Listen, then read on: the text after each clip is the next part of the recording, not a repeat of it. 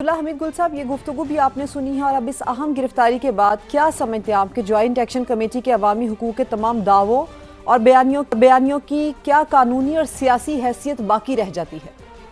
بسم اللہ الرحمن الرحیم، بہت بہت شکریہ۔ دیکھیے، میں کئی دفعہ پہلے بھی گزارش کر چکا کہ 12 ارب روپیہ بھارتی روپیہ وہ پاکستان کے اندر پچھلے 2 سے 3 سال کے درمیان سوشل میڈیا پروپیگیشن پہ لگایا گیا۔ لوگوں کے ذہنوں کو پراگندہ کرنے کی کوشش کی گئی، اور نوجوان نسل کو پاکستان کے خلاف نفرت انگیز بیانیاں بنانے کے لیے استعمال کیا گیا۔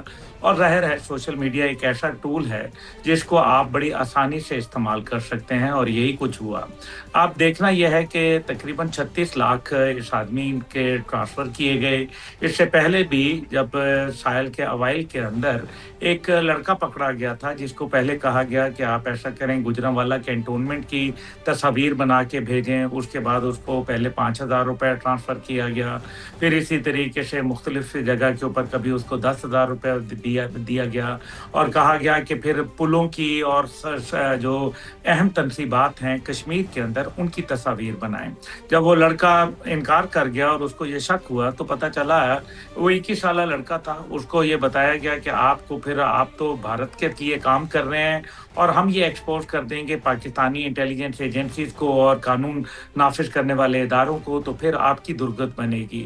تو یہ وہ تمام باتیں تھیں جن سے ڈر کے وہ ان کے لیے کام کرتا رہا، اور ایسے کئی مثالیں موجود ہیں۔ اس میں بھی کوئی شک و شبہ نہیں ہے کہ اس کے اندر یہ جو موجودہ جتنا بھی سلسلہ چل رہا ہے اس کے اندر کئی لوگ اس سارے سلسلے سے منسلک ہیں براہ راست، لیکن بہت سارے لوگ ظاہر ہے وہ پاکستان کے حوالے سے آج بھی محبت رکھتے ہیں، کل بھی محبت رکھتے تھے، سارے کے سارے میرا خیال ہے کہ اس جو سوچ اور فکر کے مالک نہیں ہیں۔ اس لیے لیکن کیا ہوتا ہے کہ جیسے کہا جاتا ہے کہ ایک گندی مچھلی پورے جل کو گندا کر دیتی ہے، لوگوں کی سوچوں کو خراب کر دیتی ہے، اور بالکل ہم نے ایسے یہ ہی ہے۔ دیکھا کہ کس طریقے سے BYC نے، بلوچستان یکجہتی کمیٹی نے، کس طریقے سے نوجوان نسل کے ذہنوں کو ان کے اندر زہر اگلا اور پاکستان مخالف بیانیاں گھڑا گیا، اور آج آپ دیکھیں کہ بلوچستان کے اندر روزانہ کی بنیاد کے اوپر انٹیلیجنس بیسڈ آپریشن ہو رہے ہیں۔ ہاؤ ایور، میں یہاں یہ بھی کہوں گا کہ سیاستدانوں نے جو کردار ادا کرنا چاہیے تھا وہ نہیں کیا، اور میرے خیال ہے جو درمیان میں گیپ تھا جو کہ ایک عوام اور حکومت کے درمیان، آزاد کشمیر حکومت کے درمیان، وہ حکومت وقت کو پورا کرنا چاہیے تھا، تاکہ نوجوان سارا جو جس کو کہتے ہیں نا پورا کا پورا جوائنٹ عوامی ایکشن کمیٹی کی جھولی میں نہ گر پڑتے پکے آم کی طرح۔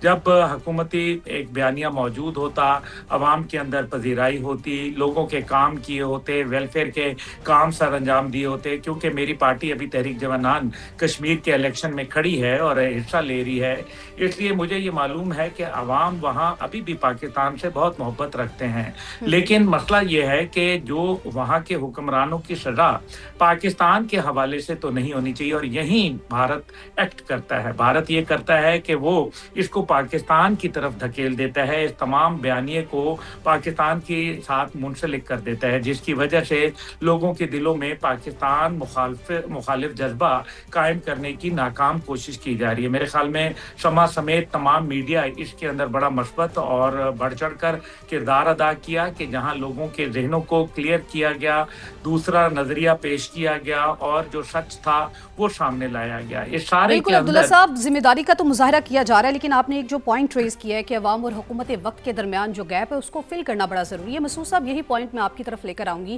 ایک تو یہ فرمائیے گا کہ اس گیپ کو کس طرح سے پر کیا جا سکتا ہے اور اس کے کیا فوائد حاصل ہو سکتے ہیں، ایک تو اس پر گفتگو کیجیے، دوسرا یہ بھی بتائیے کہ جوائنٹ ایکشن کمیٹی نے عوامی حقوق کے لیے آپ نے دیکھا کہ کتنے دعوے کیے تھے، اور ساتھ ہی ساتھ ایک بیانیہ بھی جنریٹ کیا گیا تھا، لیکن آج ایک اہم گرفتاری جو ہے وہ عمل میں لائی جا چکی ہے آج کے وقت میں، تو کیا کہیں گے اب ان دعووں کی، اس بیانیے کی کیا قانونی حیثیت رہ جاتی ہے؟ جی بہت شکریہ۔ دیکھیں کہ انڈیا کی ایک ہسٹری رہی ہے، اگر آپ کو یاد ہو کہ جب PTM کو لانچ کیا گیا اور آنن فانن ایک دم PTM لانچ ہوئی، اور اسی دن سے ہم نے دیکھا 5,000 اکاؤنٹ بن گیا افغانستان میں۔ منظور احمد محسود بکیم منظور پشتین، ایک ٹوپی بنائی گئی، وہ ٹوپی پہن کے آئے، اور اس کے بعد وہ وائرل انہوں نے کی، اور سوشل میں ان کا فیس بک، ویب سائٹ اور دوسرے جو آفیشیل پیج تھے وہ بمبئی سے چل رہے تھے۔ सो इस तरीके से इंडिया इनको यूज करता है, पीटीएम को। फिर हमने ब्रोज कमेटी को देखा, वो भी इसी तरीके से यूज हुई। फिर जब जॉइंट एक्शन कमेटी आई तो अब तो एस्टेब्लिश हुआ ना कि ये भी उसके लिए काम कर रहे थे। सो इंडिया डिजिटल टेररिज्म करवा रहा था। पहले हमने देखा कि इंडिया ने तमाम डॉक्ट्रिन्स भी पाकिस्तान पे अप्लाई की, हम पे वार्स भी की है, स्विफ्ट जनरेशन भी है। No, it is hybrid warfare है। हाइब्रिड वारफेयर में दिस इज़ वन कंपोनेंट जो है कि जिसमें डिजिटल टेररिज्म है, जिसमें सोशल मीडिया का इस्तेमाल किया जा रहा है। और जिस तरीके से ये जो सो कॉल जो प्रॉक्सीज बने थे, जो 4 का टोला था, एक पकड़ा गया है। 3 ऐसे थे जो उनके पेरोल पे थे, दे were getting money from India से, पैसा यूके और यूके से यहाँ आ रहा था, और जिसमें उनको नैरेटिव्स दिए गए। और देखें क्या था, फोकस क्या कर रहे थे, स्टेट ऑफ पाकिस्तान और इदारों पे फोकस कर रहे थे, पाकिस्तान आर्मी पे फोकस कर रहे थे, इंटर सर्विसेज इंटेलिजेंस पे फोकस कर रहे थे। सो कंसेप्ट क्या था, बस को एक लाइन करना।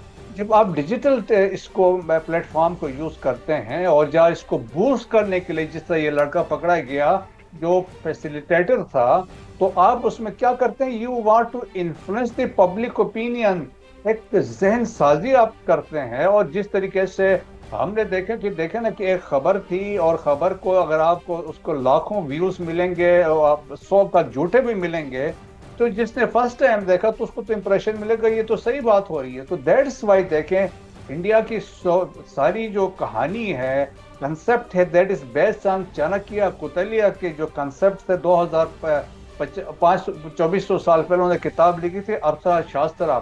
उसमें देयर वाज वन फिलॉसफी या एक थ्योरी उसने दी थी, मंडेला थ्योरी, जिसमें उन्होंने कहा था अपने दुश्मन के हमसाये के साथ ताल्लुकात एस्टेब्लिश करो। हमारी केस में अफगानिस्तान है। फिर उन्होंने कहा था उनके साथ आप अपने जो ताल्लुकात इस तरह एस्टेब्लिश करो वो आपके काम आए। फिर उनके थ्रू आप अपने एजेंट्स को इन्फिल्ट्रेट करें, सैबोटाज करें, साई वारफेयर करें, ताकि फिर पब्लिक ओपिनियन को आप कैश करें। फिर आप देखें, फिर वो फॉलो करते हैं जोसेफ गॉबल्स को भी। जोसेफ गॉबल्स ने ये कहा था, if you tell a lie big enough, keep repeating it, eventually people will start believing it. सो इस पूरे डिजिटल टेररिज्म का मकसद यही है कि मैक्सिमम व्यूज को शो करें, लाइक्स शो करें और पब्लिक ओपिनियन को इन्फ्लुएंस करें। सो इंडिया के शुरू से एक कंसेप्ट है। अगर आपको याद हो, EU लैब में ये एक्सपोज हुए जब 750 फेक मीडिया आउटलेट्स बना के 116 ममालिक में उन्होंने पाकिस्तान को टारगेट किया था, कंटेंट किया था क्रिटिकल टू पाकिस्तान। और इसको पीछे कौन था, श्रीवास्तव ग्रुप दिल्ली का, वो इस्तेमाल हो रहा था। ANI देखे जो सबसे बड़ा न्यूज़ इनका इदारा है इंडिया का, एशिया न्यूज़ इंटरनेशनल, वो बेसिकली इन फेक आउटलेट्स से खबर बना के मेन स्ट्रीम मीडिया को फीड कर रहा। सो देखें ये सॉर्ट ऑफ डिजिटल टेररिज्म जो कर रहे थे, अब एक्सपोज ये होते जा रहे हैं। जिस तरीके से अभी हमने रिसेंटली एक फखर दुर्रानी का इंटरव्यू सुना, जिस तरीके से उसको उन्होंने कोशिश की कि तो यूज़ करें, लेकिन वो उन्होंने रिएक्ट किया, प्रीएम्प्ट किया और अपने इदारे को ऑन बोर्ड लिया। तो इस तरह के वाकयात होते हैं, लेकिन ये है कि अवेयरनेस की ज़रूरत है। बिल्कुल अवेयरनेस की ज़रूरत है। और इसके लिए हमें क्या करना होगा कि ये जो 2400 साल पुरानी थ्योरी है जिसके ऊपर दुश्मन चल रहा है, इस नैरेटिव को कैसे बदला जाए, कैसे कुचला जाए।